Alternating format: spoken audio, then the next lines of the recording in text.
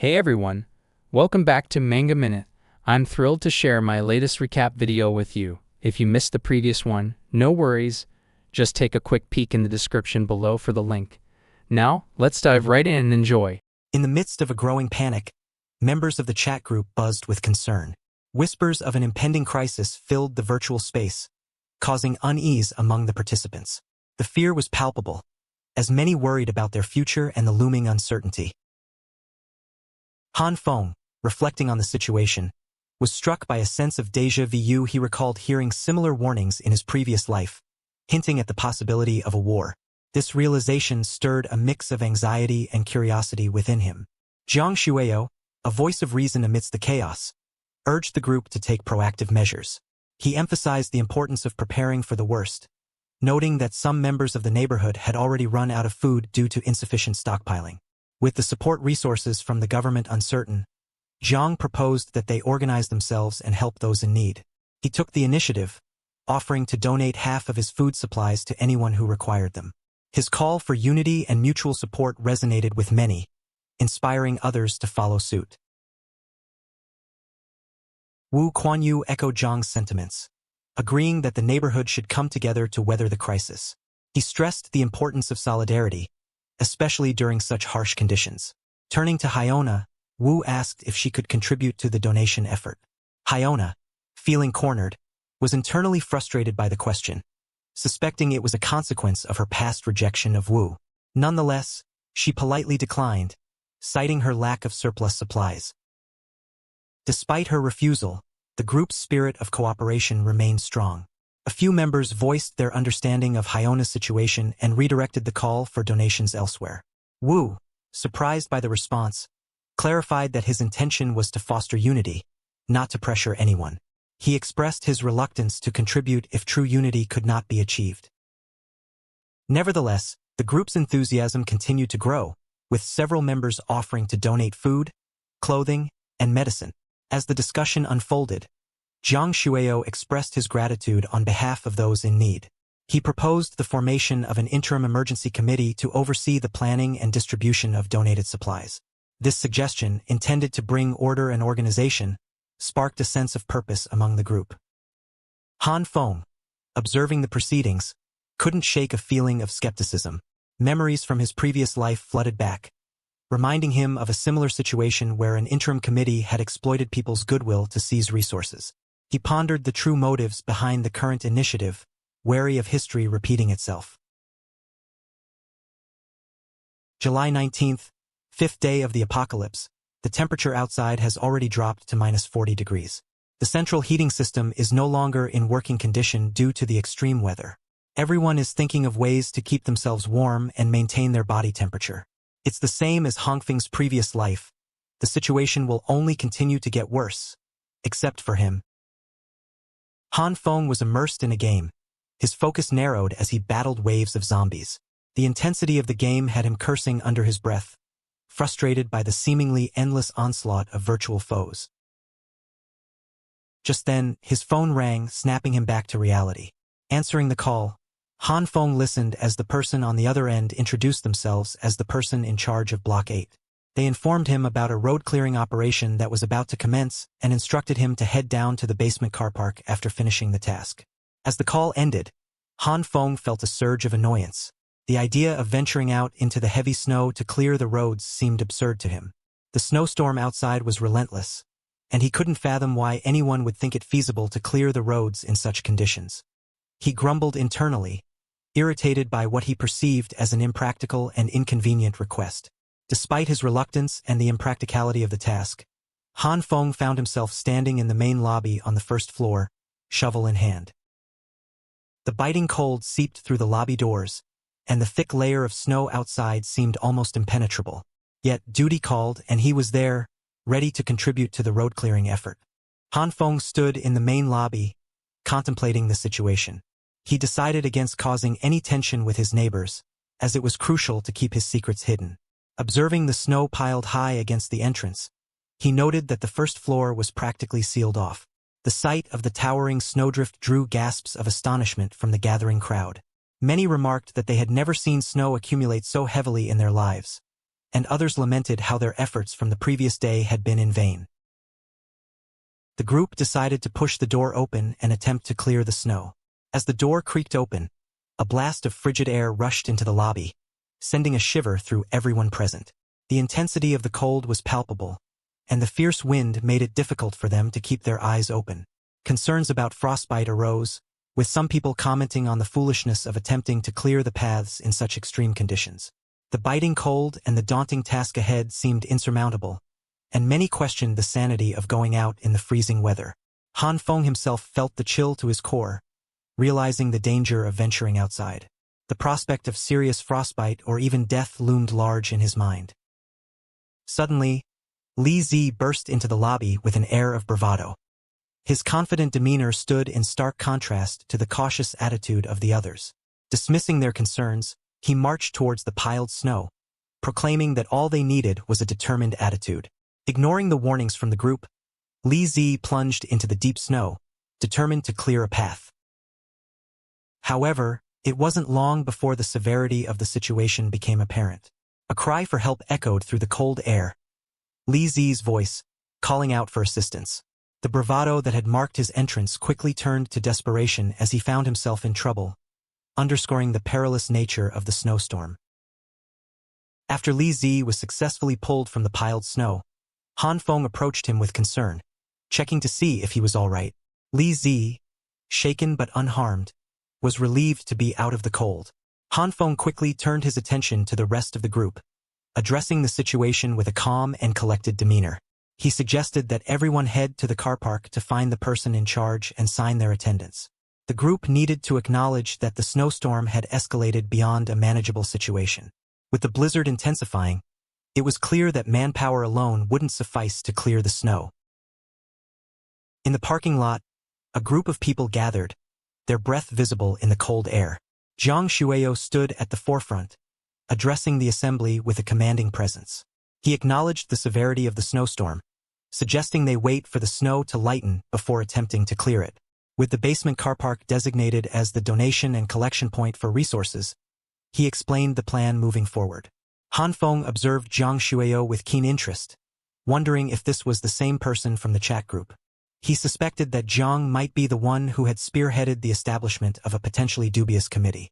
His suspicions lingered as he watched Jiang speak with a calm and composed demeanor, expressing gratitude for the community's willingness to donate their resources.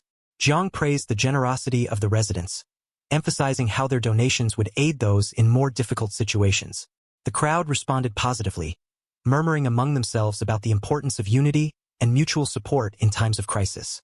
There was a shared sentiment of solidarity, with many believing that by working together, they could overcome the challenges ahead. However, Fong felt a wave of skepticism wash over him.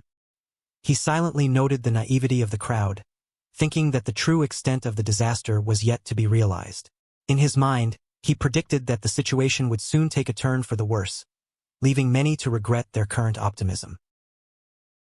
Li Zi bid his farewell to Fong, announcing his departure. As Fong watched him leave, he suddenly heard someone apologizing as they tried to navigate the crowded parking lot. He turned to see a familiar figure struggling with several boxes. Jion, the nurse who had attended to him at the hospital when he broke his leg. She lived in the same building and was there to contribute to the donations. However, the crowded space made it difficult for her to move, and she accidentally tripped. Fortunately, Fong reacted quickly and caught her before she could fall. Jion, recognizing Fong, expressed her surprise at seeing him, especially since he seemed fully recovered from his injury. Not wanting to reveal his secret abilities, brushed off her concern with a casual explanation about his quick recovery. He then offered to help her with the heavy boxes she was carrying. Despite her initial reluctance, insisting she was strong enough, Fong persisted, framing it as a gesture of gratitude for her medical help. Jion eventually accepted his assistance, albeit humbly. As they walked, Fong inquired about the contents of the boxes. Jion explained that they were mostly medical supplies she was donating. Fong reassured her that the weight was manageable for him, prompting Jion to reveal, somewhat bashfully, that she was actually stronger than most men.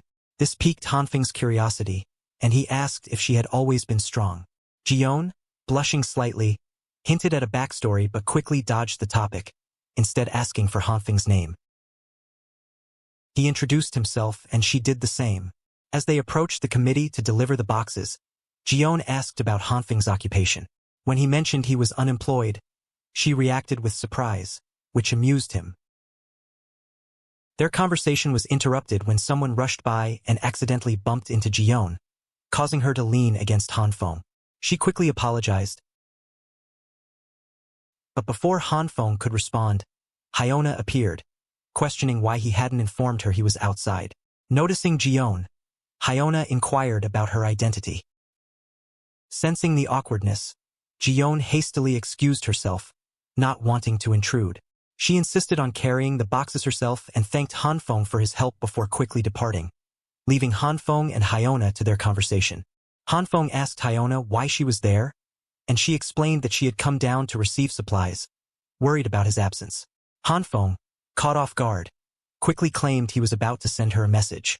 However, Hyona seemed unconvinced, noting how he had been chatting with another woman moments earlier. Shifting the conversation, she inquired if Hanfeng had any spare food supplies, as she was running low. With a hint of amusement, Hanfeng replied that he could share some of his remaining food but reminded her about an unanswered message he had sent a few days prior. He playfully suggested she come over and keep him company for a few days. Hyona, taken aback, clarified that she hadn't understood his previous message and offered to chat with him online instead. Sensing her hesitation, Hanfeng turned to leave, expressing disappointment. Hyona, trying to stop him, insisted that she was serious about her feelings and didn't want others to think she was with him for his wealth. She asked for more time, but Hanfeng, aware of her true intentions, felt only disdain. Inwardly, he reflected on his past life, recalling the deception he had experienced. He decided to play along for now, intending to uncover the truth behind her motives and the mysterious man she was associated with.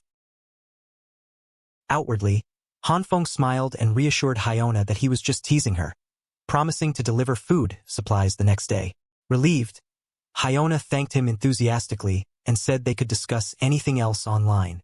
As she left, Hanfeng waved her off, cautioning her to stay warm and avoid catching a cold. Later, Hanfeng ignored the series of messages Hyona sent, inquiring about the promised supplies and his lack of response. Unbothered, he focused on enjoying a warm meal, appreciating the comfort it provided in the cold weather. The numerous experiments during the past few days have allowed Hanfeng to confirm two things. First, meat cannot be expanded limitlessly, and second, like soybean, meat can be reproduced limitlessly. Every time a stalk of beans sprouted, he would use half of it to grow more beans again. Hanfeng would only consume half. He uses the same practice when cultivating meat as well.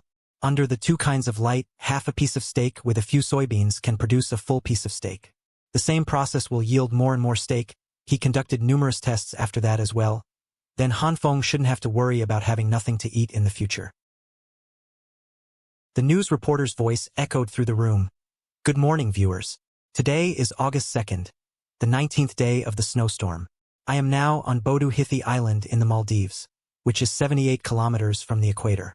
The average temperature here has lowered to -42 degrees. The entire island has almost completely been engulfed by ice and snow. Even the ocean is freezing up at a speed that can be observed with the human eye. According to expert readings, the ice layer has already reached a depth of 55 centimeters. From our understanding, the situation in countries near the equator is pretty similar to ours. Hanfeng watched the news, his mind racing. The real situation, he knew, was far worse than what the media was portraying. Suddenly, an explosion startled him, drawing his attention to the window. Peering outside, he saw smoke rising in the distance and military helicopters circling above. This was already the 7th explosion in the past few days. What exactly is happening out there? He wondered. The sight of so many military helicopters only heightened his unease. He checked his phone, scanning through the latest updates. The situation outside was indeed dire, causing panic among the residents. Hanfeng's thoughts churned with concern and uncertainty about what lay ahead. Meanwhile, in the basement car park, The owners were busy trading for necessary goods and food supplies. However, the scarcity had also brought out the worst in some, leading to numerous conflicts as certain individuals tried to take advantage of the situation. Han Fong, feeling the biting cold, muttered to himself. He was only down there to gather information. Before his rebirth, there had been a rebellion in this neighborhood, and if his memory was accurate, it must be related to the people here. Yet, contrary to his suspicions, they seemed to be genuinely distributing resources instead of scamming others. As he observed the crowd, he noted the large number of households facing difficulties. A heated argument broke out nearby. A man angrily shouted about the discrepancy between the large boxes of resources he had handed over and the small amount of food he was receiving in return. Jiang Shueyo, maintaining his composure, explained that everyone was receiving an equal share. The man, not satisfied, demanded his donated resources back, expressing skepticism about how long the snowstorm would last and insisting that he only wanted what he had given. The man's complaints blocked the queue, causing frustration among the others. A bystander voiced their annoyance, reminding the man that Jiang had promised compensation. A woman added her disapproval, accusing him of being shameless and trying to hoard more resources. The crowd quickly joined in, urging him to take his share and leave so that others could get their turn. Harsh words flew, with some calling him names and telling him to get lost, as tensions ran high in the cramped, cold space. As Han Fong watched the commotion from the sidelines, he reflected on the situation with a sense of disdain. The audacity of those demanding their resources back, despite the dire circumstances, was blatant. Their attempt to position themselves morally above those who had donated more was, in his view, shameless. Li Zi, having noticed Han Feng's thoughts, muttered in agreement, pointing out the same sentiment. When Han Feng greeted him with a friendly demeanor, Li Zi responded with a tone of self-deprecating humor, acknowledging his own flustered and powerless state. Han Feng, observing Li Zi's visibly frail condition, questioned how he could describe it as not too bad. Li Zi admitted his struggles with hunger, revealing that despite his earlier donations to the committee, his own food supplies had depleted. The small rations being distributed now were insufficient, and he regretted not keeping more for himself. In a quiet aside, Han Feng requested a favor, which Li Zi was initially incredulous about given the simplicity of the request. Han Feng offered a modest amount of his own limited stock, 4 packs of instant noodles and 2 sausages, as a gesture of support. Li Zi was moved by the offer, expressing gratitude and a sense of indebtedness. Han Feng reassured him that no special thanks were needed between friends and suggested that Li Zi come by his place later to collect the food. As Li Zi agreed and prepared to collect his resources, Han Feng reflected on the situation. He considered how a few packs of instant noodles and sausages could resolve the issue and ease his own burden of gathering information. The thought of relaxing at home, enjoying his food and games, seemed far more appealing than braving the cold and chaos outside. Han Feng stood momentarily stunned, trying to process the unexpected assault. His mind raced with disbelief, unable to fathom why he had been struck, especially when he had yet to address her previous demands. Ignoring Hyona's continued barrage of questions and complaints, Han Feng remained composed, despite his simmering irritation. He explained the situation calmly, detailing how his resources had been stolen after he had placed them outside his door to retrieve his keys. Hyona's response to the news of theft was one of disbelief and concern, pressing him further on whether he had searched for the missing items. When Han Feng disclosed that his remaining supplies were minimal and would only last a few days, Hyona seized the opportunity with opportunistic resolve. She suggested splitting the scant resources he had left, proposing they both endure the harsh conditions together by rationing their food. Han Feng's internal frustration boiled at her audacity, recognizing that she saw him merely as a means to an end. Despite his resentment, Han Feng maintained a facade of agreement, promising to divide his resources with her as he had initially committed. Hyona's reaction was one of relief and gratitude, though her enthusiasm felt hollow to Han Feng. She requested that he deliver the supplies later, to which Han Feng agreed, planning to pack them later in the evening. As Hyona departed with a final admonition for him to avoid catching the flu, Han Feng waved her off with a terse acknowledgement. He resolved to fulfill his promise later, but his thoughts were clouded with the realization of Hyona's exploitative nature and his own reluctant compliance. Hanfeng's latest deception towards Hyona unfolded seamlessly as she inundated him with a series of increasingly frantic text messages. Each message grew more urgent, reflecting her frustration and desperation as she awaited the promised food. Despite the barrage of texts, Fong remained silent, intent on carrying out his plan. Hyona, undeterred by Hanfeng's lack of response, found herself waiting in the lobby of his building.